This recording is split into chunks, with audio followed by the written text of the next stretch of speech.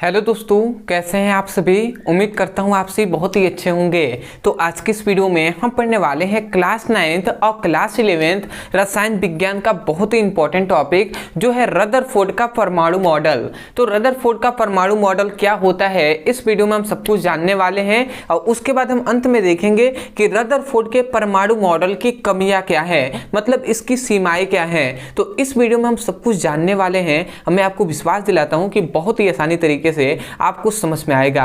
तो चलिए दोस्तों, अपने टॉपिक को शुरू करते हैं। तो यहां पर हमने लिख दिया है रदरफोर्ड का परमाणु मॉडल। अब यहां पे हमने सब कुछ लिख दिया है, परंतु अभी आपको यहां पर देखने की कोई जरूरत नहीं है। आपको ध्यान से यहां पे कुछ समझाया जाएगा, उसको आपको समझना है। उसके बाद आपको एक एक करके बताया जाएगा, याद भी होगा और इसके साथ साथ आप लिखते हुए चलेंगे। तो रदरफोर्ड नामक वैज्ञानिक ने रदरफोर्ड का परमाणु मॉडल दिया था, परंतु इन्होंने इस मॉडल में हमें क्या बताया। इस मॉडल में इन्होंने बताया कि जो क्या होता है, जो परमाणु होता है, ध्यान से समझेंगे। इन्होंने कहा कि जो परमाणु होता है वो क्या होता है, अति सूक्ष्म होता है। जो परमाणु होता है वो क्या होता है, अति सूक्ष्म होता है।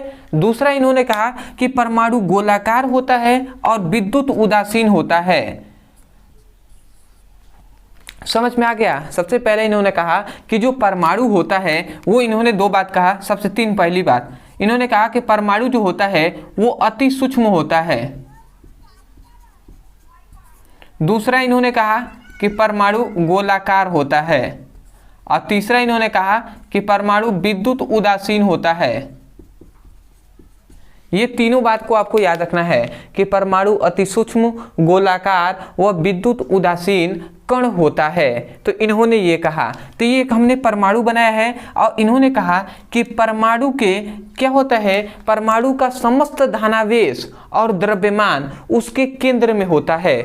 मतलब यदि परमाणु में यदि हम ढूंढे कि कहाँ पर सबसे अधिक धनात्मक भाग है, तो वह क्या होता है, पूरा धनात्मक भाग परमाणु के केंद्र में होता है और इसका द्रव्यमान, इस परमाणु का जितना द्रव्यमान होता है वो भी इसके केंद्र में होता है, जो रेड कलर से आपको दिखाई दे रहा है।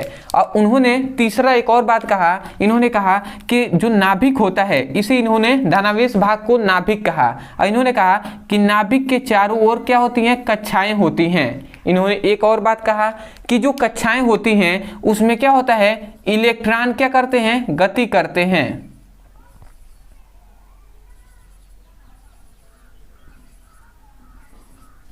तो इन्होंने ऐसे ही ये सभी बातें बताई।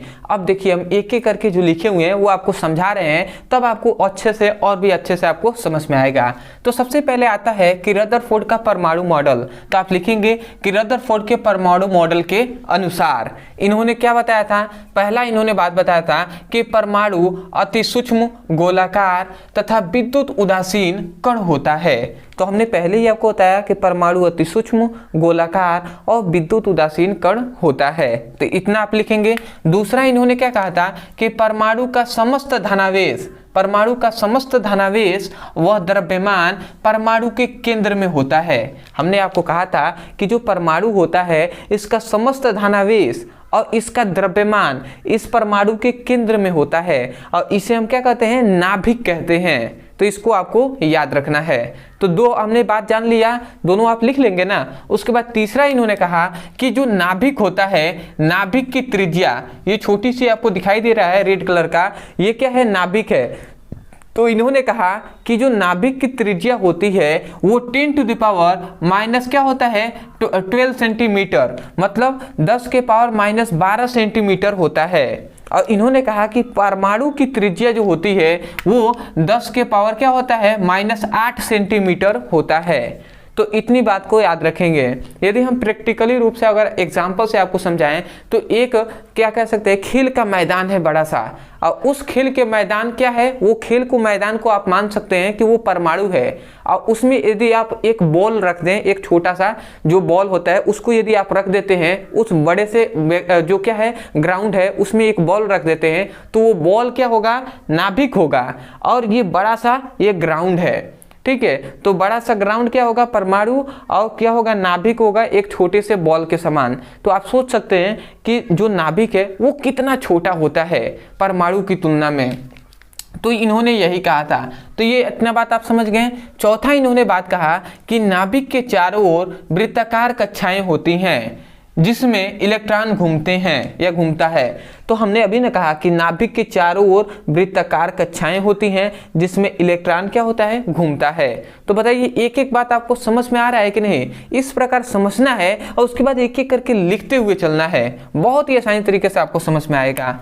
अगला आते हैं हमारा पांचवा है जो है इलेक्ट्रॉन तथा नाभिक एक दूसरे से विद्युत आकर्षण बल द्वारा जुड़े होते हैं। मतलब इन्होंने कहा, जो किन्होंने, रदरफोर्ड ने बताया कि जो नाभिक होता है, ये है नाभिक, ध्यान से समझेंगे, ये क्या है, पूरा नाभिक है और ये क्या है, इलेक्ट्रॉन है। तो इन्होंने कहा था कि नाभिक और इलेक्ट्रॉन के बीच क्या होता है, एक फोर्स कार्य करता है। फोर्स मतलब एक बल कार्य करता है और वो बल कौन सा है, विद्युत आकर्षण बल कार्य करता है। कौन सा बल होता है, तो विद्युत आकर्षण बल से जुड़ा होता है। मतलब इन दोनों के बीच विद्युत आकर्षण बल कार्य करता है और वो जब कार्य करेगा, जब वहां पे उपस्थित होगा, तभी तो ये एक दूसरे से जुड़े रहेंगे ना। तो इन्होंने ऐसा कहा।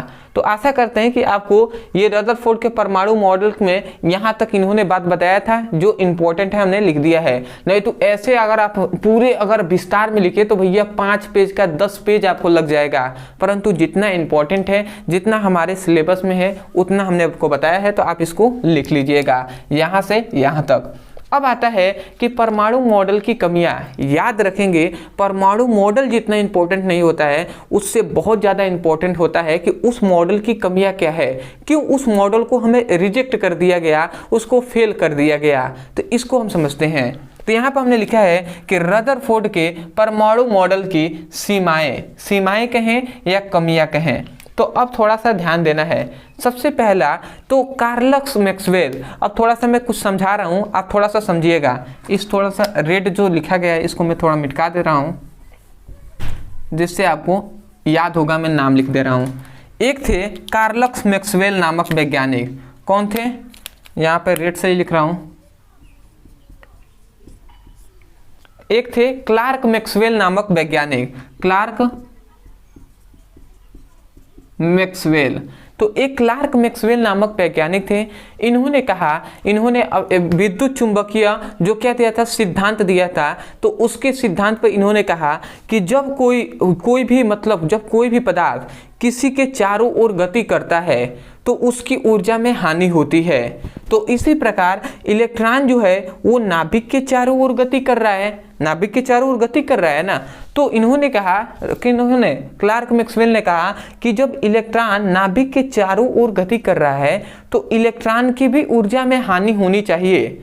मतलब इलेक्ट्रॉन की ऊर्जा में क्या होनी चाहिए, कमी होनी चाहिए, धीरे धीरे समाप्त होना चाहिए। ठीक है, जैसे कि यदि आप भी किसी ग्राउंड के चारों ओर चक्कर लगाते हैं तो एक समय के लगाते रहेंगे, परंतु एक समय के पश्चात आपकी ऊर्जा पूरी तरीके से समाप्त हो जाएगी और आप गिर जाएंगे। तो उसी प्रकार क्लार्क मैक्सवेल नामक वैज्ञानिक ने कहा कि इलेक्ट्रॉन भी लगातार गति करता रहता है तो इसकी ऊर्जा में भी हानि होनी चाहिए, और जब ऊर्जा में हानि होनी चाहिए तो ये जो इलेक्ट्रॉन है ये नाभिक में गिर जाना चाहिए।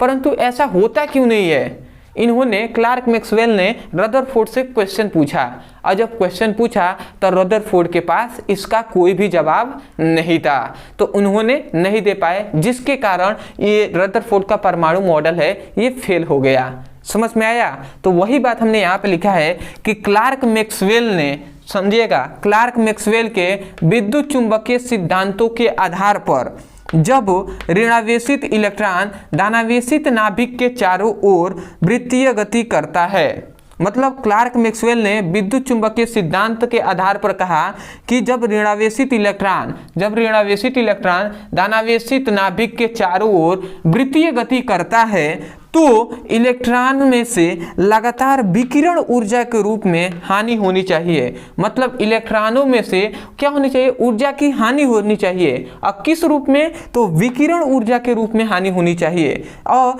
परंतु ऐसा नहीं होता है, क्योंकि यदि ऐसा होता तो ये तो गिर जाता है इलेक्ट्रॉन, परंतु ऐसा नहीं होता है। तो क्यों नहीं होता है, इसका जवाब रदरफोर्ड के पास नहीं था। तो पहला, इसके कारण ये मॉडल जो है रदरफोर्ड का परमाणु मॉडल ये फ्लॉप हो गया।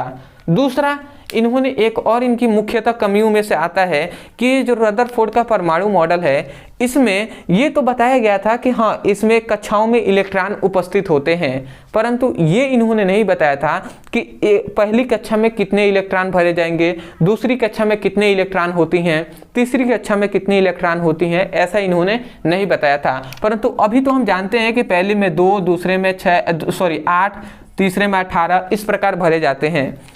परंतु जब रदरफोर्ड ने अपना परमाणु मॉडल दिया था तो उसमें इन्होंने ऐसा नहीं बताया था।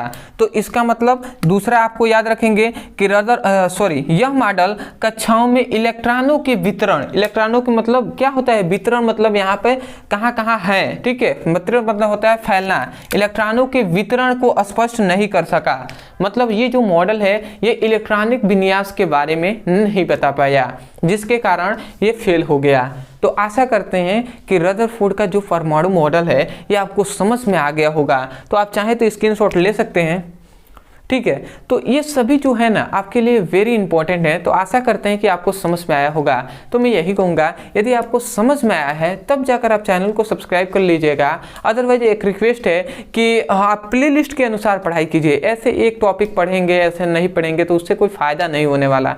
तो मैं यही कहूँगा कि आप प्लेलिस्ट के अनुसार पढ़ाई करें। नीचे इसी वीडियो के डिस्क्रिप्शन बॉक्स में क्लास 9th का फिजिक्स और केमिस्ट्री का लिंक दिया गया है, तो उस लिंक पर जाइए, क्लिक कीजिए और हमारे जो मेन चैनल है ब्रदर सर का, तो उस पे जाकर आप फिजिक्स और केमिस्ट्री का पार्ट 1, पार्ट 2, पार्ट 3 करके एक एक क्लास लेकर आप पढ़ाई कीजिए। सभी वीडियो नीचे अवेलेबल है, तो उस 2 लिंक पे आप क्लिक करके आप चैप्टर वाइज सीक्वेंस में पढ़ाई कर सकते हैं। अदरवाइज ऐसे आपको कोई भी स्कूल में, कोचिंग में यदि कोई टॉपिक है जो समझ में नहीं आता है, यदि आप उसको अच्छे से समझना चाहते हैं तो केवल आप उस टॉपिक का नाम लिखिए यूट्यूब पर और अंत में हमारे चैनल का नाम लिखकर सर्च कर देना है। जैसे आपको मान लेते हैं कि रदरफोर्ड का परमाणु मॉडल समझ में नहीं आ रहा था, तो आप लिखे होते हैं कि रदरफोर्ड का परमाणु मॉडल ब्रदर सर, इतना भी लिखकर आप सर्च करते हैं तो तुरंत आपको वीडियो मिलेगा और वहाँ से उसकी पढ़ाई कर सकते हैं। तो आशा करते हैं आप समझ गए होंगे। तो चलिए दोस्तों, आज के लिए इतना ही, मिलते एक नए टॉपिक के साथ, तब तक के लिए धन्यवाद। जय हिंद, जय भारत।